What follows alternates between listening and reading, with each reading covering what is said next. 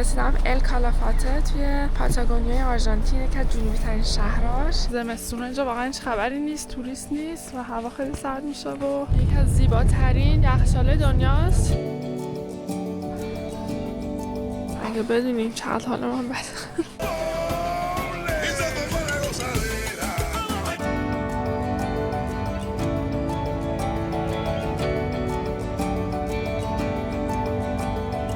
رسیدم ال کالافاته توی پاتاگونیای آرژانتین، یکی از جنوبی ترین شهراش، یکی از جاهای بسیار متفاوت و زیبای اینجا. صبح خیلی زود دارم میرم سمت هتلی که گرفتم. اینجا وسیله نقلیه عمومی نداره، یا باید با تاکسی بری یا با مینی ونای اینجوری که شرد، یعنی مشترک با کسای دیگه میتونی بگیری با هزینه تقریبا $10. توی این برنامه میتونی از فرودگاه بیای توی شهر. معمولا همون هتل جایی که گرفتیم یادت میکنن. هوا امروز خیلی خوبه، 2 روز اینجا میمونم، فردا میمونم برف میاد. هوا خیلی سرده ولی آفتابی. بریم وسیلمون بذاریم ببینیم که میتونیم امروز بریم جای خفنی رو ببینیم یا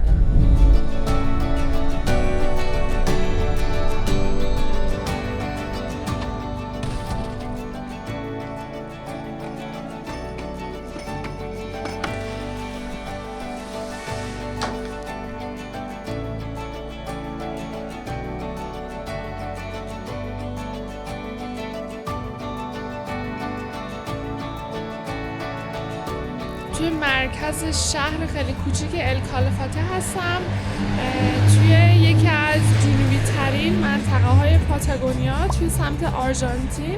پاتاگونیا یک منطقه بسیار وسیع بالای 1,000,000 کیلومتر مربع وسعتشه و بین دو کشور آرژانتین و شیلی قرار داره تا انتهای قاره آمریکا جنوبی که دیگه میشه آخر دنیا و اوشوایا. و یکی از شهرهای خیلی معروف و دیدنی پاتاگونیا توی آرژانتین ال کالافاته هست، به خاطر اینکه دسترسی به پارک ملی داره که دسترسی رو به یخچال‌های یخی بسیار زیبایی که پریتو مورینو معروف ترینش هست رو در اختیار میذاره و قراره برم اونجا رو ببینم. متاسفانه خیلی ناراحتم، یکم دیر رسیدم.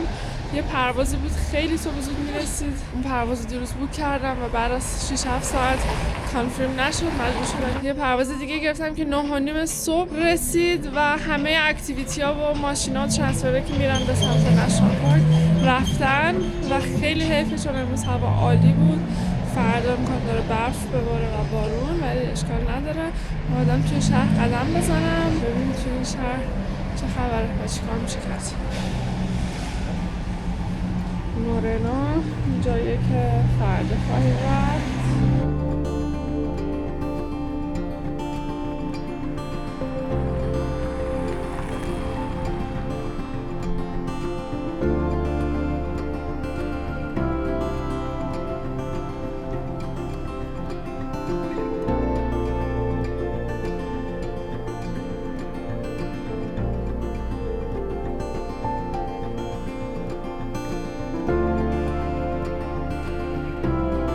توی این نقشه خوب معلومه من الان اینجام ال کالافاته. فردا میرم اینجا پریتو مورنو رو میبینم، یخچال آبی و یه ذره دیگه بریم پایین‌تر میشه اوشوایا، آخر این قاره رو به معروفش میگن آخر دنیا. بالا هم باریلوچه هست، یکی از منطقه‌های خیلی معروف دیدنی آرژانتین که تو اوایل پاتاگونیا است.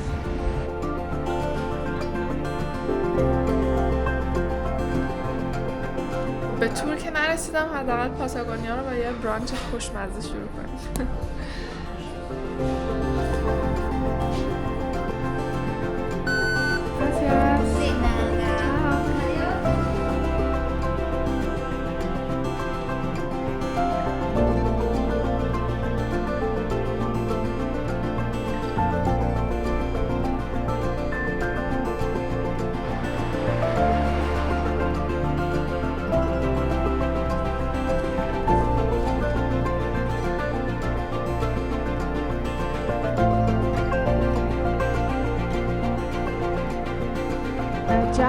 آرامش، یه عجب دریاچه زیبایی، دریاچه آرژانتین به این دریاچه میگن.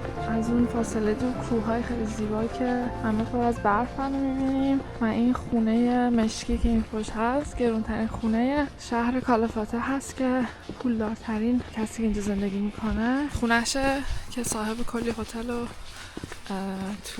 تورای آژانس‌های تور و اینجور چیزاست. رئیس جمهور سابق آرژانتین هم مال همین شهره که هم خودش هم شوهرش دو تا دوره اینجا رئیس جمهور بودن، هم خیلی طرفدار دارن هم خیلی دشمن. کلا توی آرژانتین هم مثل بقیه کشورهای آمریکا جنوبی کراپشن خیلی زیاده و یکی از مشکلات خیلی بزرگیه که دولت‌ها و سیاستمدارا معمولا اینجا مردم باشون دارن. الان توی کلان آرژانتین و نیمکره جنوبی فصل پاییزه، زمستون نزدیکه و هوا داره همجور سردتر و سردتر میشه.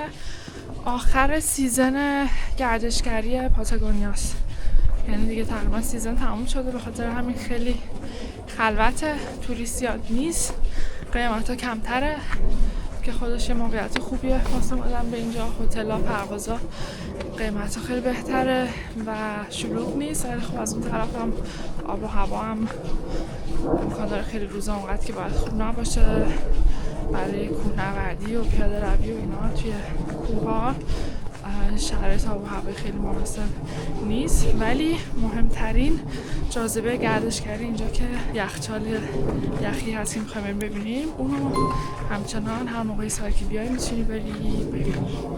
کلاس خونه رو داری؟ خونه خصوصیه ها با ویو غروب روی دریاچه. به به. بچه اینجا با امی آشنا شدم. بچه ناف پاتاگونیا هست، ال کالافاته. البته نه، یه دهی که your city is 300 kilometers from here? Yes. 300 کیلومتر از اینجاست. What is the name of your town? توربیو. بعد خیلی جالبه که الان نمیدونم 10 روز 11 روز من آرژانتینم، از تمام آرژانتینیایی که دیدم هم انگلیسیش بهتره، هم بیشتر سفر کرده، کل قاره آمریکا جنوبی رو دیده تقریبا به غیر از سورینام و گایانا، کلی اروپا رو گشته، کلی دنیا رو گشته، کلی چیزای ریز و درشت از این منور داره بهم میگه که تو مسیر کجا برم کجا نرم. خلاصه که خیلی بچه باحالیه و بچهای پایتخت هم دوست نداره، میگه ما بوئنوس آیرسیا رو آرژانتینی حساب نمی‌کنیم. اونا هم اروپایی هستن و الان داریم میریم یه غروب بسیار زیبا توی کالافاته رو ببینیم. Amy, what's the best part of living in Patagonia? The best part is to know people from around the world. Lots of tourists come here. And what is the hardest part? Oh, cold. No. زمستون اینجا واقعا هیچ خبری نیست، توریست نیست و هوا خیلی سرد میشه و برای کسایی که اینجا زندگی میکنن خیلی سخت و حوصله سربر. خیلی هاشون مثل امی زمستونا رو میرن معمولا سفر و دوباره تابستون برمیگردن.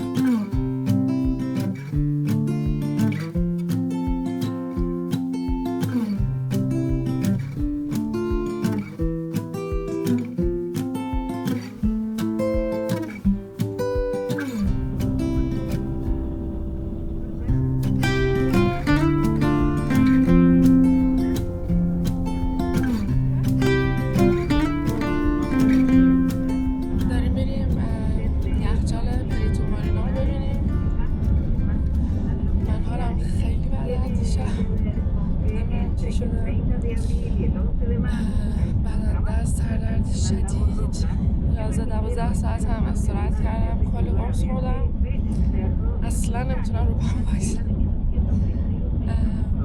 ولی باید بریم به خاطر اینکه فردا به صبح زود برمیگردم بونوس آیرس و هواپیما به مسیر خیلی طولانیه. 3 ساعت و نیمه رو از بونوس آیرس اومدم اینجا که اینو ببینم و دیروز نشد که بیام، چقدر بد شد. امیدوارم که موفق باشم.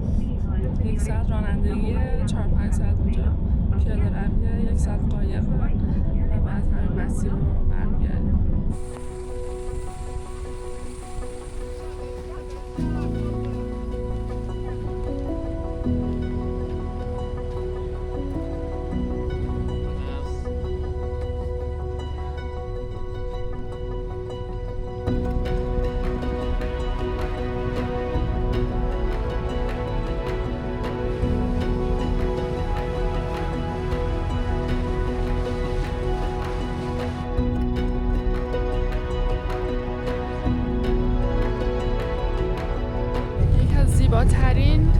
یخچال دنیاس.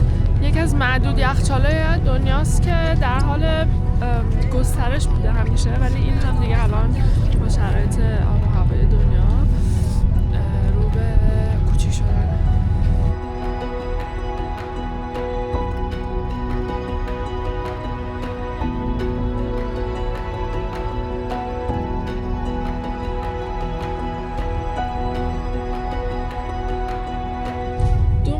قایق میشه سوار شد اینجا. یک میبره تا قسمت جنوبی یخچال نشون میده که الان ما دیدیم، یکی میره قسمت شمالی. من خواستم برم شمالی، با این حال بعدم به ناس نفهمیدم چی شد که اومدم اینجا. دو تا کاملا قایق متفاوتن، ویوهاشون فرق میکنه، جفتش قشنگه. توی قسمت شمالیش رنگ آب و رنگ یخچال آبی تره به خاطر اینکه رو به خورشیده. برای اینکه بیا اینجا باید یه ورودی پارک رو بدی 100%، یعنی حتما معمولا همه با تور میان، ولی هر توری که بگیری ورودی پارک رو جدا میگی. 45,000 پسو اگه اشتباه نکنم یه هزینه برای اون ترانسفری که بوک میکنی میدی که از شهر تو تا اینجا میارن و برمیگردونن. و برای کشتی هم جدا، برای قایق هم جدا. فکر کنم هزینه ماشین حدود اونم 40-50,000 پسوس بود و کشتی 60,000 تا یه چیزی ها اشتباه نکنم. هنوز پرداخت نکردم خودم، برای دقیق نمیدونم. داخل قایق هم اینجوریه و بعد میتونی بری بیرون ویو رو ببینی که حالا با شانس ما بارون میاد همش. هوا دیروز خیلی خوب بود. من دیروز میمدم یه تقصیر kiwi.com شد. بلیت منو کانفرم نکرد، بلیت هواپیما که دیروز صبح خیلی زود 7 میرسید اینجا و 5-6 ساعت پول منو گرفت از کردیت کارت، ولی بلیت رو کانفرم نکرد. من مجبورم یه بلیت دیگه بخرم، در آخر که دیرتر میرسید 9:30. به خاطر همین اکتیویتی دیروز از دست دادم. دیروز هم هوا خیلی خوب بود، هم من حالم خیلی خوب بود، ولی خب دیگه بعض وقتا با همه سختی‌هاش در حال حاضر هوا و حال من اینا همچنان جای فوق‌العاده زیباییه و خوشحالم که دارم تجربهش میکنم.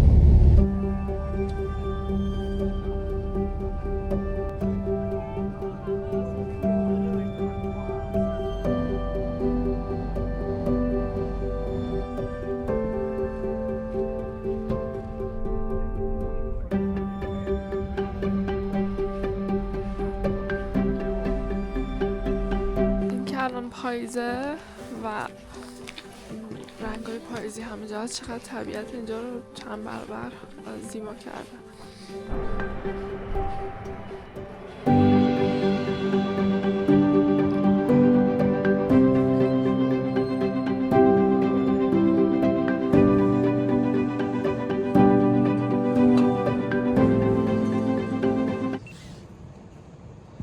صدای خورد شدن یخ‌ها رو شنیده؟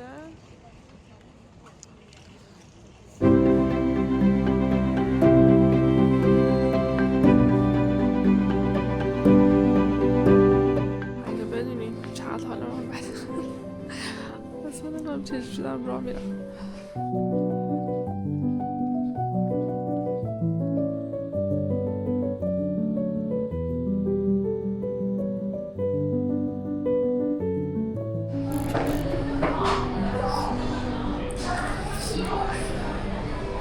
سخت‌ترین چیز اینه که سفر مریض بشی.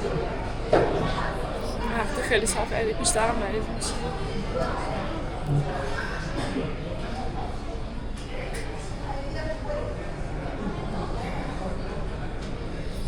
من دوست ندارم از لحظه‌های سخت سفر فیلم بذارم، ولی خوبه که بدونیم که همیشه همه چی گلگلو نیست و جای سخت سفری خیلی زیاده. اینجوری نیست بگی ماهی یه روز، حالا سالی یه بار مریض میشی، یه بار یه چیزی میشه. وقتی زیاد سفر میری هر روز هر هفته یه چیزی هست. من 20-22 روز این سفرشون کردم، 2 بار مریض شدم، کلی اتفاقای بدی براش افتاده. محتوا درست کردن در حال سفر کردن خیلی سخته. خیلی سخته. اونایی که شاید این کاری کرده باشم میدونم ولی آدمای شاید چون صبر کنیم چقدر